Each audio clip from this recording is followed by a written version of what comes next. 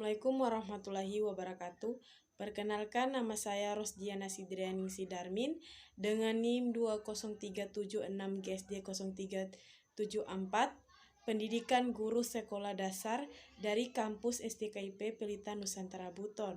Oke, langsung saja untuk mempersingkat waktu, pada video ini saya akan menjelaskan beberapa penjelasan mengenai inovasi pendidikan. Materi pertama yaitu konsep dasar inovasi pendidikan. 1. Pengertian inovasi pendidikan. Inovasi pendidikan adalah inovasi pembaharuan dalam bidang pendidikan atau inovasi yang dilakukan untuk memecahkan masalah-masalah pendidikan. Inovasi pendidikan ini merupakan suatu ide, barang, metode yang dirasakan atau diamati sebagai hal baru seseorang atau sekelompok orang masyarakat, baik berupa hasil invensi yang baru atau discovery, mengubah yang lama menjadi baru, yang digunakan untuk mencapai tujuan pendidikan atau memecahkan masalah-masalah pendidikan. Yang kedua yaitu tujuan inovasi pendidikan. Secara lebih terperinci, maksud diadakannya inovasi pendidikan adalah sebagai tanggapan baru terhadap masalah-masalah pendidikan, di mana tugas inovasi atau pembaharuan pendidikan yang utama adalah memecahkan masalah-masalah yang dijumpai dalam dunia pendidikan dengan cara inovatif. Yang ketiga adalah sasaran inovasi pendidikan. Di sini terbagi atas 5. Yang pertama yaitu guru, yang kedua adalah siswa, yang ketiga adalah kurikulum, yang keempat adalah fasilitas, yang kelima adalah lingkungan sosial masyarakat. Keempat yaitu masalah-masalah yang menuntut diadakan inovasi. Yang pertama adalah perkembangan iptek, yang kedua adalah pertambahan penduduk, yang ketiga adalah meningkatnya animo masyarakat memperoleh pendidikan yang lebih baik. Yang kelima adalah bentuk-bentuk inovasi pendidikan. Di sini terbagi atas 2, yaitu top-down model. Yang kedua adalah bottom-up model. Top-down model yaitu inovasi pendidikan yang diperoleh oleh pihak tertentu sebagai pimpinan atasan yang diterapkan kepada bawahan. Seperti halnya inovasi pendidikan yang dilakukan oleh Kemdiknas dan Kemenak selama ini. Sedangkan bottom up model adalah model inovasi dan hasil ciptaan dari bawah serta dilaksanakan sebagai upaya meningkatkan penyelenggaraan dan mutu pendidikan. Model inovasi yang diciptakan berdasarkan ide pikiran, kreasi, dan inisiatif dari sekolah, guru, atau masyarakat yang umumnya disebut model bottom-up innovation. Materi yang kedua yaitu karakteristik inovasi pendidikan, yang dimana karakteristik inovasi pendidikan terbagi atas 5, yaitu yang pertama keuntungan relatif, yang kedua adalah kompatibel, yang ketiga adalah kompleksitas, yang keempat adalah trilabilitas, yang kelima adalah dapat diamati. Yang ketiga yaitu bentuk karakteristik inovasi pendidikan. Di sini terbagi atas 6. Yang pertama adalah baru, yang kedua adalah kualitatif, yang ketiga adalah hal, yang keempat adalah unsur kesenjangan, yang kelima adalah meningkatkan kemampuan, yang keenam adalah tujuan. Yang keempat di sini adalah faktor-faktor yang mempengaruhi inovasi pendidikan. Di sini terbagi atas 2, yaitu yang pertama faktor yang ada dalam sistem pendidikan, yang kedua adalah faktor yang ada di luar sistem pendidikan. Yang kelima, hubungan antara inovasi modernisasi teknologi. Yang di sini terbagi atas 3, yaitu inovasi atau sesuatu yang baru. Yang kedua adalah modernisasi, lebih baik atau lebih maju. Yang ketiga adalah teknologi elektronik digital.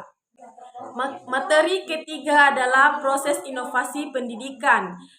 Pengertian difusi. Difusi inovasi pendidikan menurut F.R. M. Rogers 1983 adalah proses untuk mengkomunikasikan suatu inovasi kepada anggota suatu sistem sosial melalui saluran komunikasi tertentu dan berlangsung sepanjang waktu.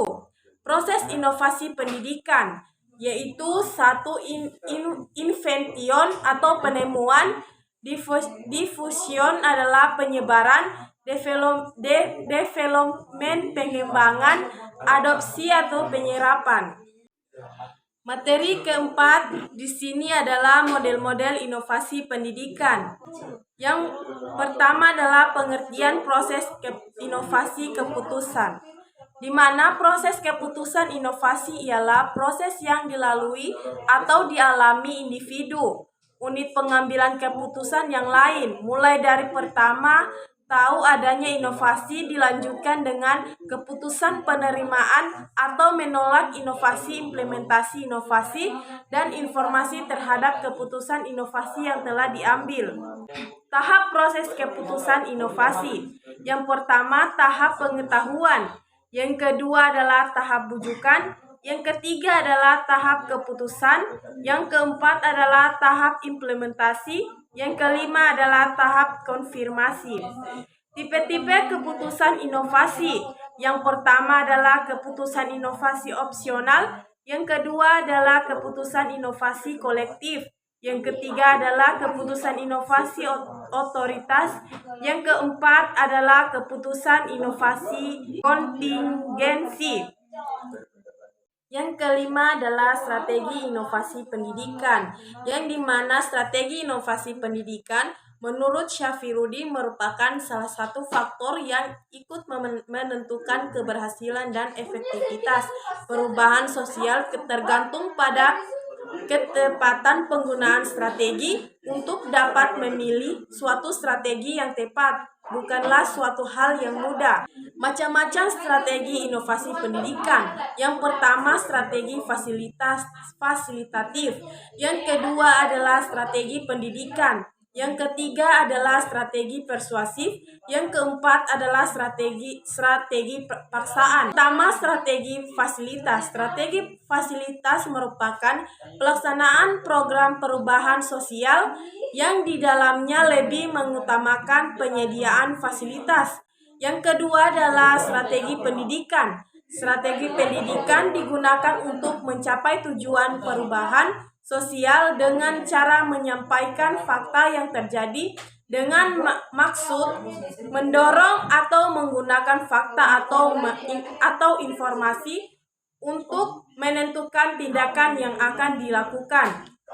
Strategi bujukan program perubahan sosial dengan menggunakan strategi bujukan atau persuasif, yang artinya untuk mencapai tujuan perubahan sosial dengan cara membujuk atau merayu agar sasaran perubahan mau mengikuti perubahan sosial yang direncanakan.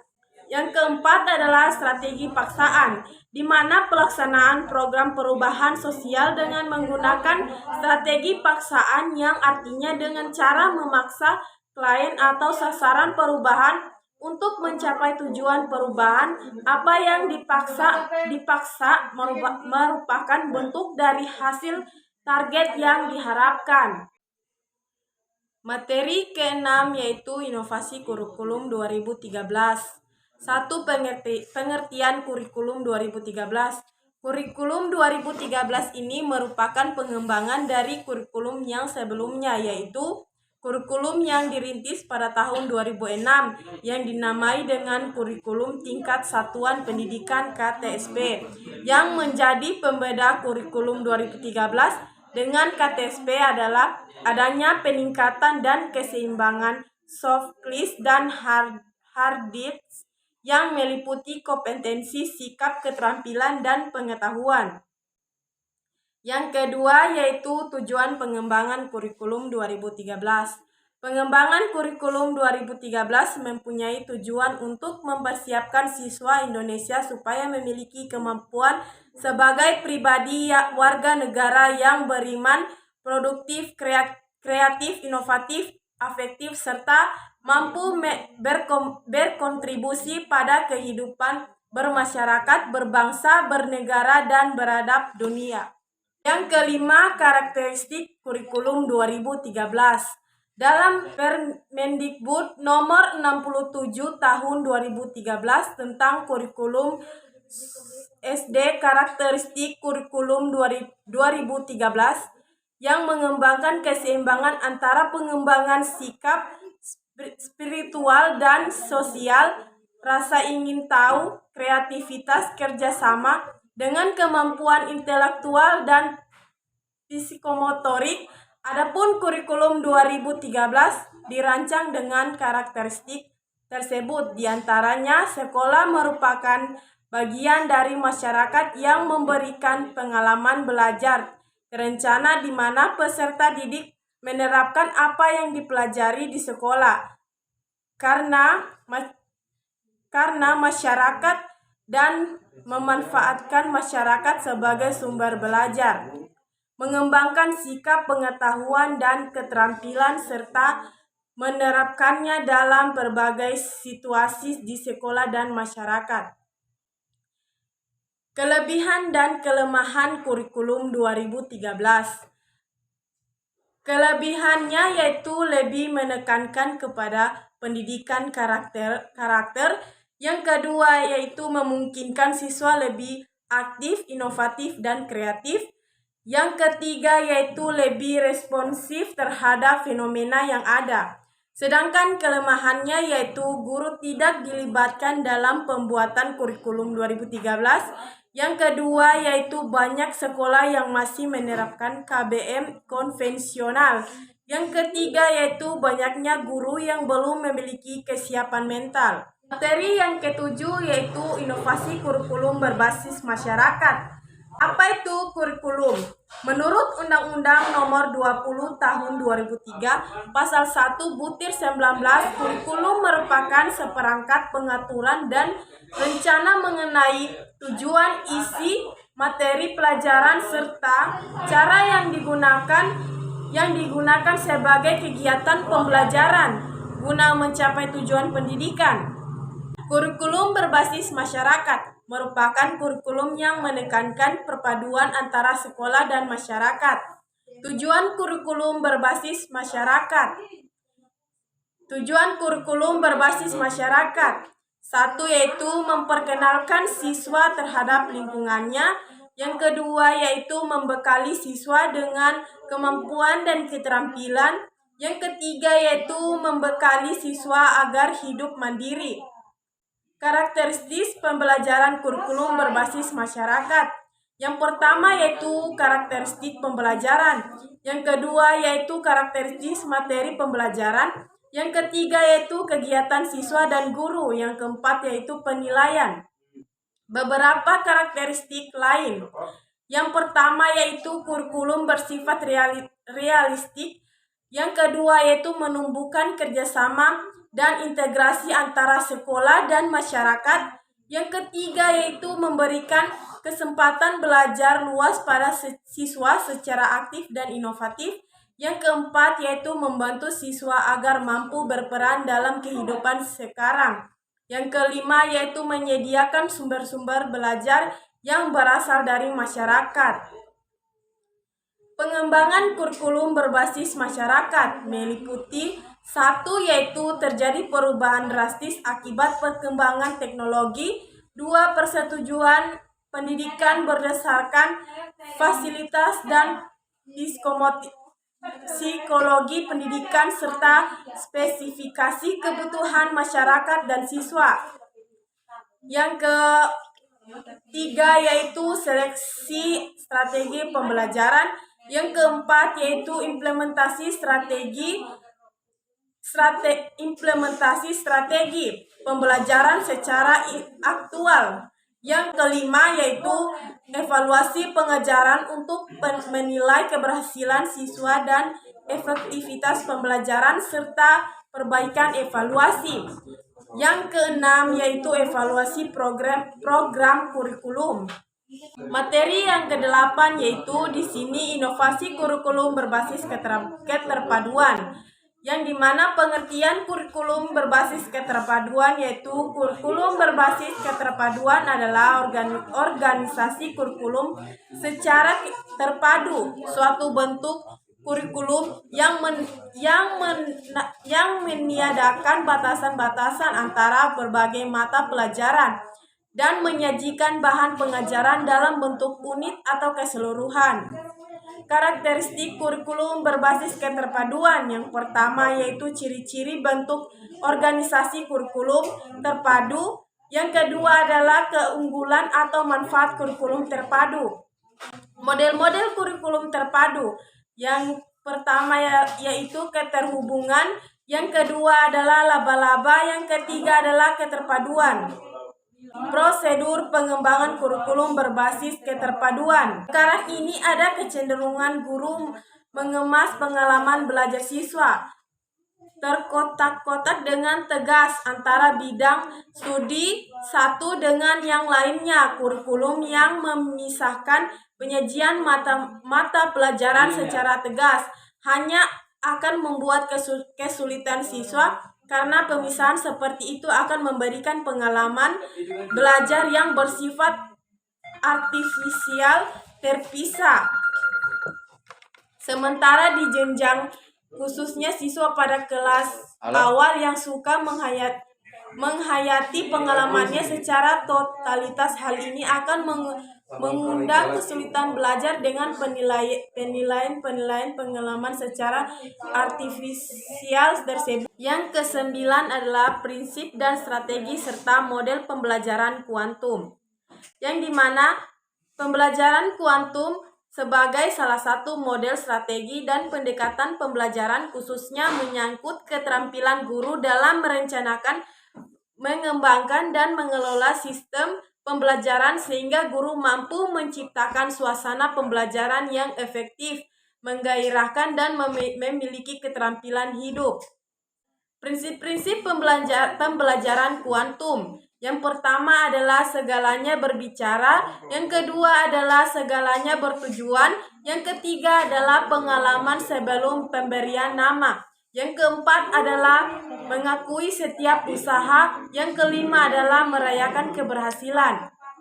Strategi pembelajaran kuantum. Yang pertama adalah tumbuhkan, yang kedua adalah alami, yang ketiga namai, yang keempat demonstrasikan, yang kelima adalah ulangi, yang keenam adalah rayakan. Model pembelajaran kuantum. Yang pertama yaitu peta konsep. Membuat judul di atas, kemudian membuat cabang-cabang yang berupa kata-kata kunci dan gambaran untuk menarik perhatiannya.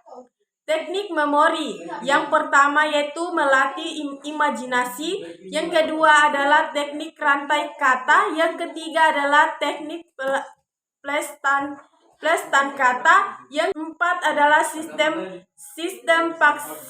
paksa lokasi, yang keenam adalah teknik astrostik.